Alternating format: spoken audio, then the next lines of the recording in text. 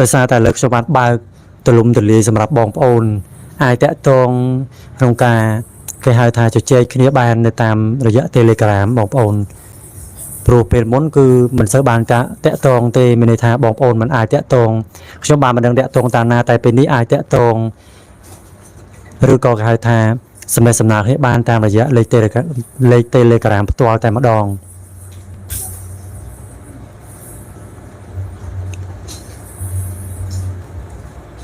គឺភាគច្រើនគឺបងប្អូនសួរសំណួរពាក់ព័ន្ធជាមួយនឹងខ្សែបាតដៃនឹងតែម្ដងបងប្អូនចូលខមមិនច្រើនមែនទែន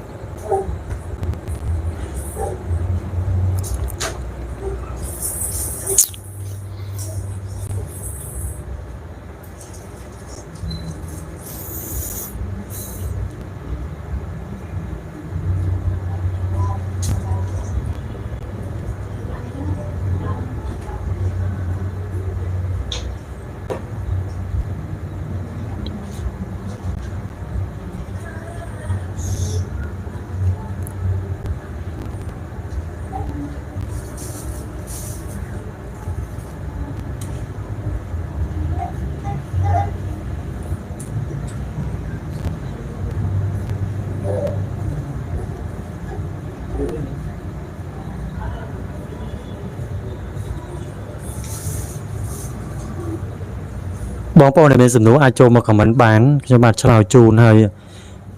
ឆ្លើយជូនសំណួរសម្រាប់បងប្អូនដែលគាត់ឆាតមកឬក៏ខមមិននៅក្នុងវីដេអូការពិធីមុនដែលខ្ញុំបាទ live ហ្នឹងសុបិនឃើញនាគ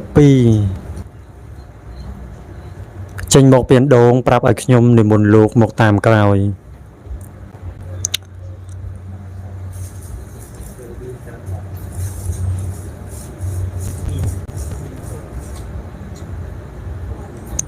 គេងសុកបានឮសំឡេងនិយាយថា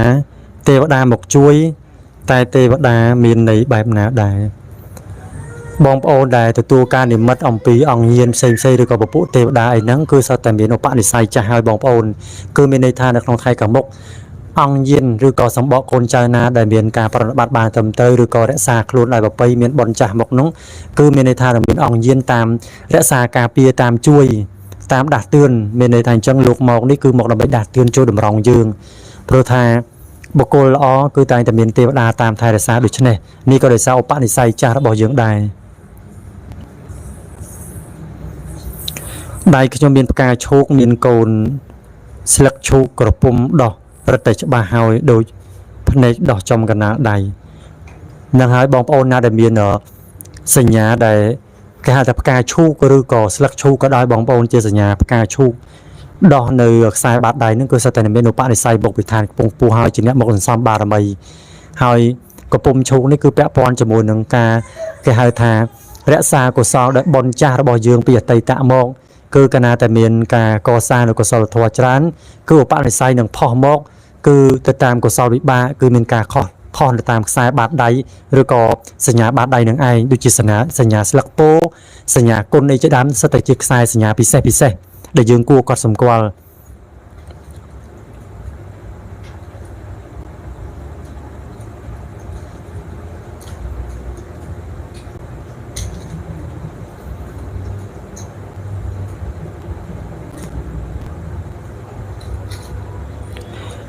ជំរាបសួរលោកគ្រូខ្ញុំមានហេតុការញាក់ដៃទៅជាក្រោយមកក៏កើតហេតុខាតលុយខាតប្រាក់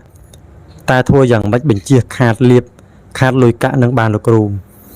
អ្វីដែលជាសញ្ញាលេចឡើងនៅលើរាងកាយរបស់យើងសូមជម្រាបប្រាប់ទៅបងប្រុសថាគឺប្រាប់ឲ្យដឹងហេតុមុនប៉ុន្តែសម្រាប់គ្រោះហេតុដែលកើតឡើងហ្នឹងគឺគេហៅថាมันអាចធ្វើឲ្យវាបាត់ទាំងស្រុងបានទេគ្រាន់តែជាដំណើរហេតុប្រាប់យើងបើសិនជាគ្រោះនោះជាគ្រោះដែលមកដើម្បីគេហៅថាស៊ីសងជាមួយនឹងយើងជាគ្រោះរបស់យើងគឺมันអាចជិះផុតទេបងប្អូនគឺមានន័យថាបើសិនជាបាត់លុយខាតកាក់គឺប្រសើរជាងបាត់បង់ជីវិតអញ្ចឹងមានន័យថាលុយបាត់ប៉ុន្តែជីវិតនៅអញ្ចឹងគឺគេហៅថាបាត់របស់រំដោះគ្រោះបាត់លុយកាក់រំដោះគ្រោះអញ្ចឹងឲ្យទៅចោះបងប្អូនគ្រាន់តែត្រឹមបាត់លុយកាក់ប្រសើរជាងបាត់គេហៅថាជីវិតរបស់យើងឬក៏បាត់បង់ជីវិតតែម្ដង ចឹងបើសួរថាធ្វើយ៉ាងម៉េចកុំឲ្យគេហៅថាមានរឿងអាក្រក់បែបហ្នឹងនៅពេលយើងដឹងហើយគឺមានតែកុសលផលបុណ្យរបស់យើងនឹងឯងបើសិនជាយើងជាអ្នកមានបុណ្យកុសលគឺរឿងនឹងធំអាចខ្លាចជាតូចដូចរឿងបងប្រុសអញ្ចឹងគ្រាន់តែញាក់សបកភ្នែកញាក់អីហ្នឹងគឺឲ្យយើងដឹងហេតុមុនអាចនឹងមានគ្រោះធំប៉ុន្តែគ្រោះហ្នឹងវាខ្លាចទៅជាតូចល្មមហើយនៅសល់ត្រឹមតែគ្រោះបាត់របស់បាត់លុយកាក់ប៉ុន្តែมันបានបាត់បង់ជីវិតទេសុខចិត្តបាត់របស់នឹងហើយបងប្អូនព្រោះថាគ្រោះហេតុភ័យខ្លះគឺពឹងលើឧបនិស្ស័យបុណ្យរបស់យើងផងពឹងលើយើងមានរុក្ខរៈទេវតាលោកតាមថែរក្សាអនុគ្រោះយើងផងហើយបើសិនជាគ្រោះនេះជាគ្រោះកម្មរបស់យើងពិតប្រាកដជាគ្រោះកម្មដែលត្រូវមកស៊ីសងទូទាត់គឺថាជាមិនផុតទេបងប្អូនត្រូវតែទទួលកម្មព្រោះមនុស្សម្នាក់នៅក្នុងមួយឆ្នាំគឺមានគ្រោះកម្មរៀងៗខ្លួនគ្រោះសយគ្រោះលៀបមានដូចគ្នាបងប្អូនគ្រាន់តែមានខែមានថ្ងៃមានពេលវេលាដែលត្រូវជួបព្រោះនេះសុទ្ធតែជាអំណាចកម្មគ្រាន់តែថាអាចគេហៅថាកម្មនឹងច្រើនកម្មនឹងធំគឺអាចធូរថយមកតូចវិញបានហើយបើកម្មនឹងតូចអាចធូរថយទៅមកអត់វិញដោយសារតែកម្លាំងបនរបស់យើងប៉ុន្តែបើសិនជាបងប្អូនដែលមានគេហៅថាគ្រោះផ្សេងដែលជាគ្រោះធំហ្នឹងគឺអាចបញ្ជាបង្វាគ្រោះភ័យតាមរយៈការបាត់បង់លុយកាក់ប្រាក់កាក់អីហ្នឹងបងប្អូនគឺចំណាំមើលទៅឲ្យតែយើងបាត់របស់បាត់លុយកាក់អីហ្នឹងគឺសុទ្ធតែជាគេហៅថាមានញាណអង្គលោកគ្រូបាជាអីហ្នឹងគឺលោកមកជួយបញ្ជាបង្វាគ្រោះយើងហើយព្រោះលោកឲ្យយើងដោះដូរជារបស់ខាតជាលុយខាតជាកាក់វិញគឺដើម្បីស៊ីសងទូទាត់ឬក៏គេហៅថារំលោះកម្មអញ្ចឹងចូលយើងកុំភ័យបារម្ភអីគឺត្រឹមតែរបស់ខាងក្រៅខ្លួនបាត់ហើយយើងអាចរកវិញបានកុំឲ្យតែបាត់បង់ជីវិតនឹងហើយបាត់បង់អវយវៈដៃជើងគឺអានឹងហើយជាបញ្ហាវិញបងប្អូន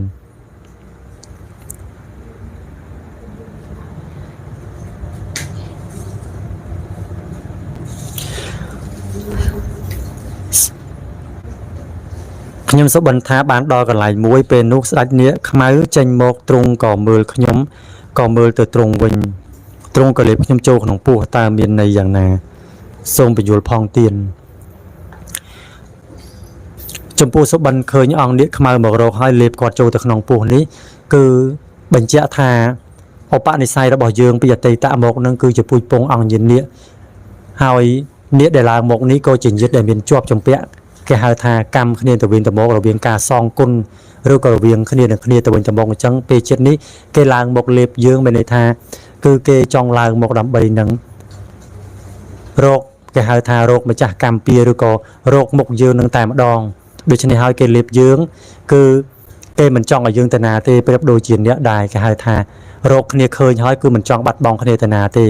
សិតតែមានជាប់ជំពាក់ចំពិនកម្មទៅកម្មធំជាមួយនឹងគ្នាពីអតីតហើយគឺមានហេតុចាស់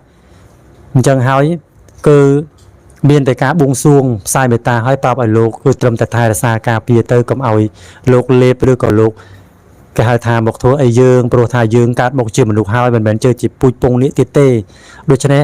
គ្រាន់តែត្រឹមឲ្យលោកថែរក្សាការពារឲ្យយើងបញ្ជូនបុណ្យឧទ្ទិសបុណ្យទៅឲ្យលោកចោះនៅឲ្យបងប្អូនព្រោះថាអង្គនេះខ្លះគឺលោកគេហៅថានៅជាប់ជំពាក់នៅមានមនោចេតនាខ្លាំងណាស់ចំពោះពូជពងមនុស្សពូជពងកូនចៅនឹងអញ្ចឹងគឺលោកមានការស្អិតអាណិតស្រឡាញ់ខ្លាំងនឹងហើយចង់យកកូនចៅពូជពងនេះនឹងត្រឡប់ទៅឋានដើមវិញប៉ុន្តែមិនដឹងថាកូនចៅទាំងអស់គ្នានឹងគឺឡើងមកដើម្បីសន្សំបារមី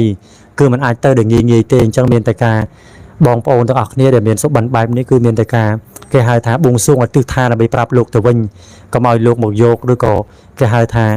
កុំឲ្យផ្ដាច់ជីវិតយើងដោយប្រការណាមួយព្រោះថាយើងមិនទាន់ដល់ពេលវេលាទៅក៏នៅត្រូវសន្សំបុណ្យសន្សំបារមីបន្តនឹងឲ្យជាទើបជាវិធីដើម្បីលាងជម្រះកម្មយើងបានពិតប្រាកដបើសិនជាជីវិតយើងត្រូវអស់ឬក៏គេហៅថាអង្គនាគមកយកយើងឬទទួលយើងទៅឋាននេះវិញនោះគឺយើងនឹងត្រូវគេហៅថាមានរឿងបញ្ហាអ្វីមួយចោតជាបញ្ហាព្រោះថាដល់ពេលវេលាឬក៏អាយុយើងត្រូវអស់អានឹងអាចមានដែរបងប្អូន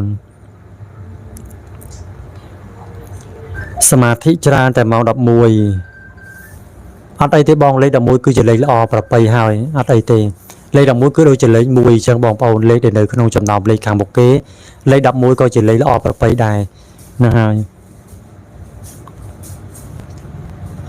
ជួនកាលជាការបណ្ដាលឲ្យយើងសមាធិក្នុងម៉ោងនេះអាចจะមានអង្គញាណលោកមកនៅក្នុងម៉ោង11នេះព្រោះថាជាការប៉ັດអង្គញាណបារមីខាងក្នុងគឺលោក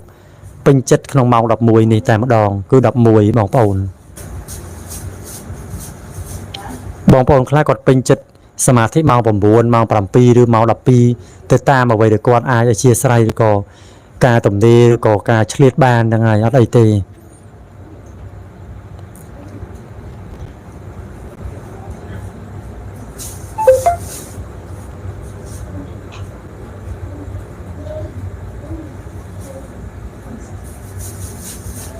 សុ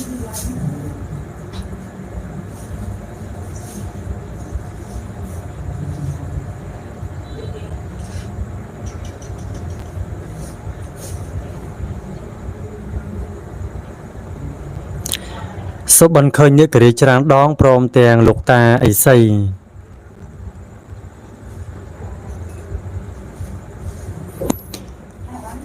សុបិនបែបនេះគឺតាក់ទងជាមួយនឹងអង្គញាណដែលលោកមកថែរក្សាការពារយើងបើយើងមានតួអង្គលោកតាព្រះមនីសីលោកមកនិមិត្តគឺចឹងមានន័យថាលោកតាព្រះមនីសីនេះគឺលោកមកដើម្បីតាមថែរក្សាការពារយើងឲ្យបងប្អូនគឺនិមិត្តបណ្ដាលចិត្តឬក៏មកបញ្ជ្រាបតាមសុបិនអីផ្សេងហ្នឹងគឺបងប្អូនអាចកត់ចំណាំមើលទៅហើយបើសិននេះតួអង្គនេះមានន័យថាក្នុងតួអង្គម្នាក់គឺមានតួអង្គព្រះមនីសីក៏មានតួអង្គនេះក៏មានដែរគឺដើម្បីមកតាមថែរក្សាការពារយើងហ្នឹងបងប្អូនគឺមានច្រើនតួអង្គចាំបើយើងឃើញថាមានតួអង្គអីសីឬក៏អ្នកករីហ្នឹងគឺសិតតែទៀតតួអង្គដែលមកតាមថែរក្សាការពារយើងហើយឃើញតួអង្គណាគឺមានន័យថាតួអង្គនឹងហើយដែលមករក្សាយើងបងប្អូនសុបិនឃើញនាគមាស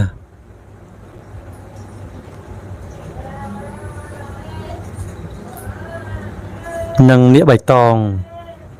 មករកហើយក៏រត់ចូលក្នុងទូកែអៅប្រែជាមនុស្សប្រុសតាមរកហើយប្រាប់ថាមិនឲ្យខ្ញុំធ្វើបាបចាប់ពីថ្ងៃនេះតទៅនឹងហើយបងប្អូនគឺតួអង្គដែលគេតាមថែរក្សាយើងដូចជាបរិវារអញ្ចឹងបងប្អូនគឺគេមកតាមដាស់តឿនយើងកុំឲ្យយើងធ្វើអំពើបាបគឺព្យាយាមសាងតែកុសលធម៌បំពេញបុណ្យបារមីព្រោះថាឧបនិស្ស័យរបស់តួអង្គគឺមានផ្សេងគ្នាអត់ដូចគ្នាទេបងប្អូនហ្នឹងហើយអញ្ចឹងតួអង្គខ្លះគឺមានគេតាមដាស់តឿនតាមគេហៅថានិមិត្តផ្សេងទៅតាមអាការៈនីមួយឧស្សាហ៍ឮសំឡេងដូចជាសត្វធំស្រែកក្នុងលអាងពេលទៀបភ្លឺតែមួយផ្លែតក៏បាត់ទៅវិញឧស្សាហ៍ឮសំឡេងចម្លែកបែបនេះគឺពាក់ព័ន្ធជាមួយនឹងញាណរបស់យើងខាងក្នុងគឺលោកឲ្យនិមិត្តឲ្យយើងឮនឹងឲ្យបងតាក់ទងជាមួយនឹងអាចកំបាំងផ្សេងទៅតាមទីកន្លែងណាមួយដែលជាទីតាំងចាស់របស់យើងពីអតីតមកអញ្ចឹងក៏មានការជាប់ជាមួយនឹងគេហៅថាកម្ម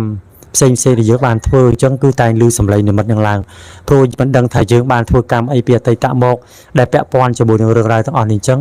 ចេះតែតាមមកឮឲ្យយើងឮសំឡេងអញ្ចឹងបងប្អូនហ្នឹងហើយបើយើងចង់ដឹងច្បាស់តើតែយើងឧទ្ទិសឋានបួងសួងទៅចង់ដឹងថាតើសំឡេងដែលឲ្យយើងឮនៅក្នុងលអាងហ្នឹងជាសំឡេងអ្វី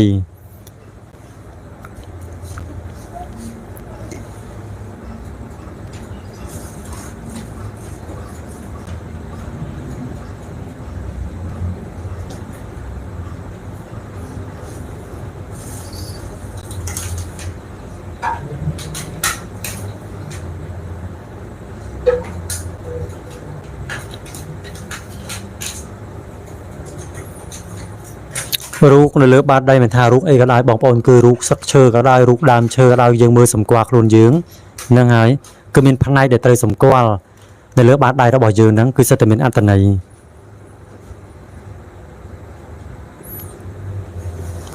លោកគ្រូយើងខ្ញុំចង់សមាធិជួបលោកគ្រូតាមសបិនហ្នឹងហើយបង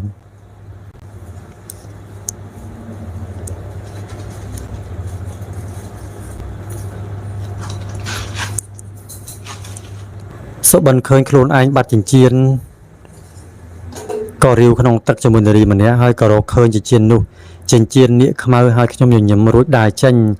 ហើយក៏មានបរិសនោះចូលមករកនារីម្នាក់និយាយថាខ្ញុំជាអ្នកណាមកពីណាហើយក៏ចេញទៅប្រែជាហនុមានរួចក៏ប្រែជាសភាពដើមវិញហើយបរិសនោះក៏ដេញប្រមាញ់ខ្ញុំចំពោះបងប្អូនដែលពាក់ព័ន្ធជាមួយនឹងគេហៅថាតួអង្គនេះឬក៏មានវត្ថុស័ក្តិសិទ្ធិអីផ្សេងគឺ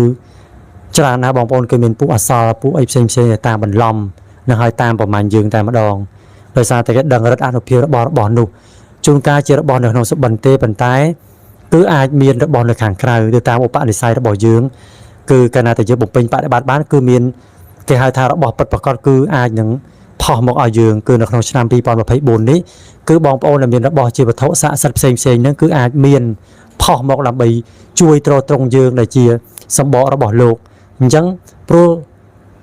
វត្ថុស័ក្តិសិទ្ធិទាំងអស់នោះគឺសិទ្ធិតែមានញាណមានម្ចាស់ទាំងអស់អញ្ចឹងតាមមករកម្ចាស់តាមមករកអ្នកដែលមានឧបនិស្ស័យ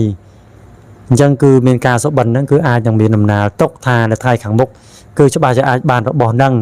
ហើយបានរបស់ហ្នឹងគឺរបស់ដែលពិសេសហើយគឺមានញាណ dân cứ cho bà chỉ miền và phố ạ mà nộp xem cứ tam dê di đã bày trong bàn rất bỏ năng đồ dưỡng đài rồi miền cả này tràn cho bộ đường rồi tăng ổn đi cứ miền nháp xe để trong bàn đã bỏ vật thổ xạ sắt hơi có đã bỏ môi để thả đằng tại chết đã bỏ bật cứ chi diêm trong bàn tại mặt đòn đây chỉ đường bật bong ồn chân tá bàn bị bạ mà lên nhằm sạchแต่งนี้ถวยชมการชอจีเบเซสักโกนดักหนึ่งแต่มาดองสำหรับบองโอนได้ปุ่มตวนดังบองโอนกอมชีเยียมโฮไปซ่องสักโกหรือก็สักอันดาหรือสักปูสักเอฟซีบองโอนชาแบบให้เหมือนแทนทรงไปแต่แปรพุทธก็ห้ามได้บองโอนห้ามจะปูไปเข้าซองแต่สำหรับบุคคลบัตรจนบ่อเยื้องก็เป็นการห้ามปรามได้สำหรับเพลย์บาร์ไม่คือลูกมันเอาเยอะบริโภคเตคือสักแกหาทาสักโกสักอันดาไอ้นังบองโอนสักปูไอ้นังเกลือบานเตว่าขณะแต่ยืงเมียนเย็นคือโฮปเตอร์คือทวดตกแต่มาดองในขนมครวนโปรทายยืงเมียนเปียจมูกในสัตว์นังคือทวดตกหายเอาเงินบ่ยืงกับขนมคือลูกตัวยอดบานคือจังคือบัตรของมันมือของมันอัดเขิน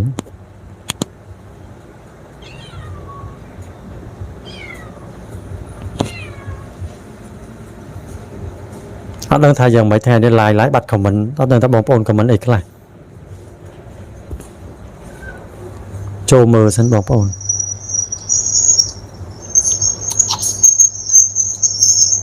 โตโจของมันมุนคี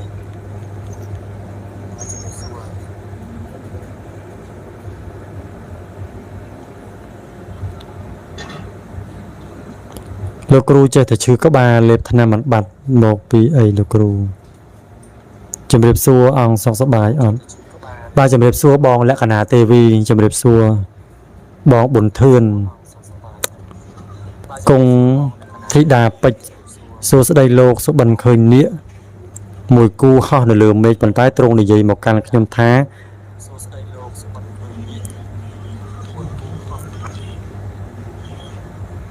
ขยมจองดังทาตาอย่างมันเมชลายสนุบองบุญเทือนบนกอทากอดชื่อก็บาประมาณไทยในเล็บธนามันบัตเตบอสัญญาการะขางขนมคือเล็บธนามันบัตเตบองปอนแต่บอสัญญายืงชื่อก็บาแปะปอนจมูกนังอาการะขางกระไรนังอาเกหายทันเล็บธนาอาบัตปันไตพิจารณาคือขณะแต่ยืงเป็นองเย็นคือยืงอาซาชื่อก็บาปรูธาสมบอกกายระบอกยืงเศร้าฮาดามโอติสอะไรนี่จีสมัยได้เป็นชอลปุลนังหายชอลปุลพอง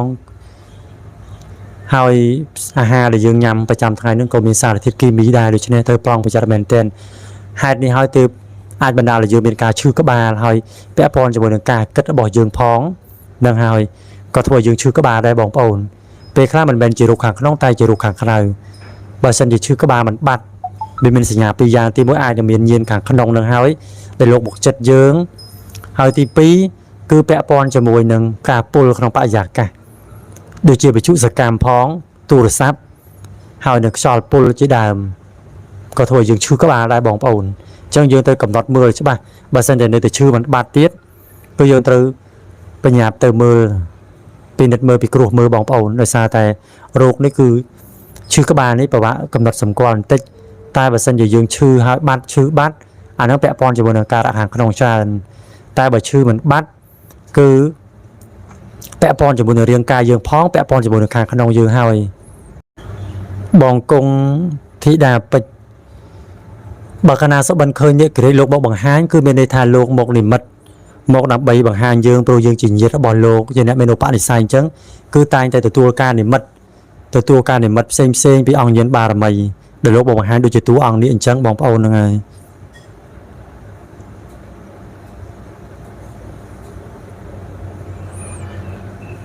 โปรธาอ่างนี้เดี๋ยวหมกนิมัดนั่นก็สติเจียเงียดแล้วบอกยืงเปียไตตะหมกแต่ลูกตามบอกไอ้สายืงจังคือลูกตามหมกบางฮานนิมัดขนมซุปบันหนึ่งหายไปยืงจ้องดังทะลุจ้องปรับยืงไปหรือก็อย่างมัดยืงเหมือนเตอร์ซองไซในขนมคล้วนก็ยืงอาบุงซ่วงต่อการลุกเตอร์คือลุกในบางฮานเนี่ยมัดตามซุปบันเซ็งยืงดังหายบองปอนนั่งไงจะไม่ได้สู้หรอกครูขยำทลบอยู่ซับเคยทานในซอกซับแต่ใดเจอบอกขยำลางปอกระหอมเจงสระกาในขนมอยู่ซับนู้ขยำไพ่คลังนะหายก่อเมียนเหมือนดูปีเนี้ยเตี้ยบานเคยใดพวกกอดกับไพ่จมูกช้ำลายจับตังไปทางไงอยู่ซับนงมก តាមរកហេតុផលរហូតខ្ញុំចង់ដឹងថាមានស្ដេចនាគក្រហមដែលទេហើយក្រោយមកក៏ឃើញវីដេអូជាច្រើនពិតជាមានស្ដេចនាគពណ៌ក្រហមមែនខ្ញុំមានអារម្មណ៍ថាក្នុងខ្លួនខ្ញុំមានអ្វីពិសេសម្យ៉ាងតាំងពីក្មេងនៅពេលមានរឿងអ្វីមួយទៅមានទុកទោសដល់ខ្លួនតែតែមានគេខ្សឹបប្រាប់ក៏យល់សពតែម្ដងហើយលើដៃខ្ញុំមានសញ្ញាផ្កាឈូកនិងសញ្ញាគុណ